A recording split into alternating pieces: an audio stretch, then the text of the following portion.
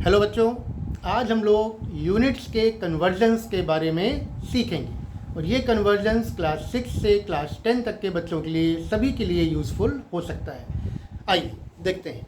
बच्चों, हम लोग जनरली लेंथ को मीटर में मेज़र करते हैं, कैपेसिटी को लीटर में मेज़र करते हैं और मास को ग्राम में मेज़र करते हैं।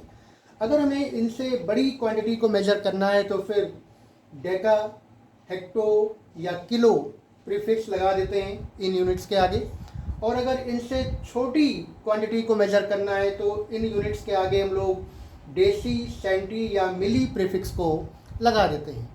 अब इन सभी का आपस में क्या रिलेशन है, आइए एग्जाम्पल्स के थ्रू समझते हैं। तो बच्चों, जैसे हमें पता लगाना है कि 1 हेक्टोमीटर में कितने मीटर होंगे, तो हम देखते हैं हेक्टो हमारा यहाँ पर लिखा हुआ है और मीटर हमारा यहाँ पर लिखा हुआ है। तो अब ये चेक करेंगे कि हेक्टो से कितने स्टेप नीचे आपका मीटर लिखा है।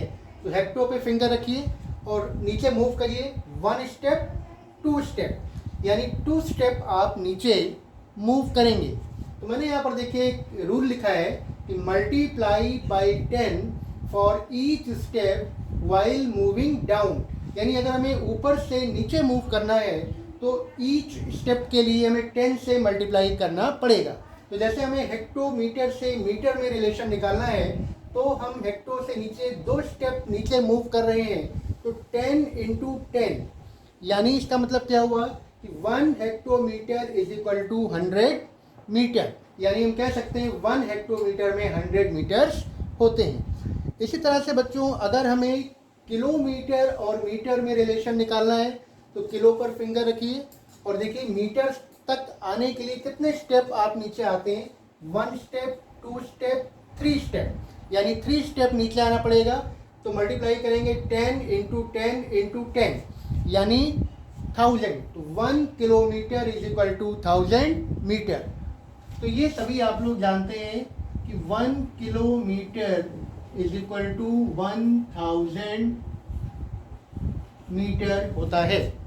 इसी तरह से बच्चों, 1 किलोग्राम में कितने ग्राम होंगे, 10 इंटू 10 इंटू 10, यानी 1000 ग्राम होंगे। 1 किलो लीटर में कितने लीटर होंगे, तो इसके लिए भी आप 3 स्टेप डाउन मूव करोगे, 10 इंटू 10 इंटू 10, यानी 1000 लीटर। 1 किलो लीटर में 1000 लीटर होंगे। इसी तरह से बच्चों, अगर हमें पता करना है कि 1 मीटर में कितने सेंटीमीटर होंगे, तो देखिए मीटर यहाँ पर है और सेंटी आपका यहाँ पर है, तो कितने स्टेप नीचे आना पड़ेगा, 2 स्टेप नीचे आना पड़ेगा। 1 स्टेप 2 स्टेप, यानी 10 इंटू 10, यानी 1 metre is equal to 100 centimetre. 1 metre में 100 सेंटीमीटर होते हैं।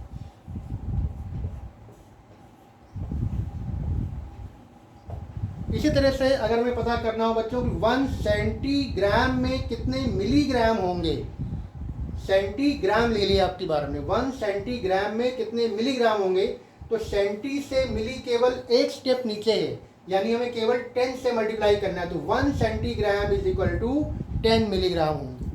अब बच्चों, अब देखते हैं अगर हमें नीचे से ऊपर की यूनिट्स को कन्वर्ट करना है, मतलब हमें सेंटीमीटर को मीटर में कन्वर्ट करना है या मीटर को किलोमीटर में कन्वर्ट करना है, मतलब नीचे से ऊपर की ओर जा रहे हैं, तब क्या करते हैं। तो बच्चों, अगर हमें नीचे से ऊपर की ओर मूव करना पड़ता है तो मैंने लिखा है डिवाइड बाई 10 और multiply by 1/10 for each step going up, यानी जितने स्टेप हम ऊपर जाएंगे उतनी बार 10 से डिवाइड करते जाएंगे या 1/10 से मल्टीप्लाई कर देंगे, चाहे हम 10 से डिवाइड करें या 1/10 से मल्टीप्लाई करें। एग्जाम्पल देखते हैं बच्चों, जैसे हमने मीटर लिया, मीटर में कितने किलोमीटर होंगे, तो मीटर पर फिंगर रखिए और देखिए कितने स्टेप ऊपर जाना पड़ रहा है, 1 2 3, यानी 3 स्टेप आपको ऊपर जाना पड़ रहा है। तो 1 मीटर में 1 metre is equal to 1/10 into 10 into 10, यानी 1000, 1/1000 किलोमीटर।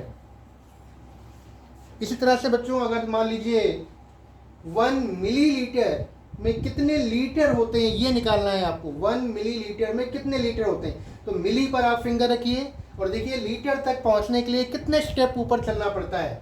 1 2 3 स्टेप ऊपर चलना पड़ता है, मतलब 1/10 इंटू 10 इंटू 10, यानी 1/1000 लीटर। तो 1 millilitre is equal to 1/1000 litre. तो बच्चों इस तरह से हम किन्हीं भी दो यूनिट्स में रिलेशन फाइंड कर सकते हैं। आपको बस ये ऑर्डर याद रखना है, किलो, हेक्टो, डेका और नीचे वाला डेसी, सेंटी, मिली, और बीच में आपकी यूनिट्स होंगी मीटर, लीटर या ग्राम। ठीक है, अब ध्यान रखिएगा इनके ऊपर की यूनिट्स बड़ी होती जाएंगी और नीचे की यूनिट्स छोटी होती जाएंगी। तो इस तरह से बच्चों आज हम लोगों ने यूनिट्स कन्वर्जेंस के बारे में सीखा। अगली क्लास में कुछ और बातें सीखेंगे। Thank you, have a nice day.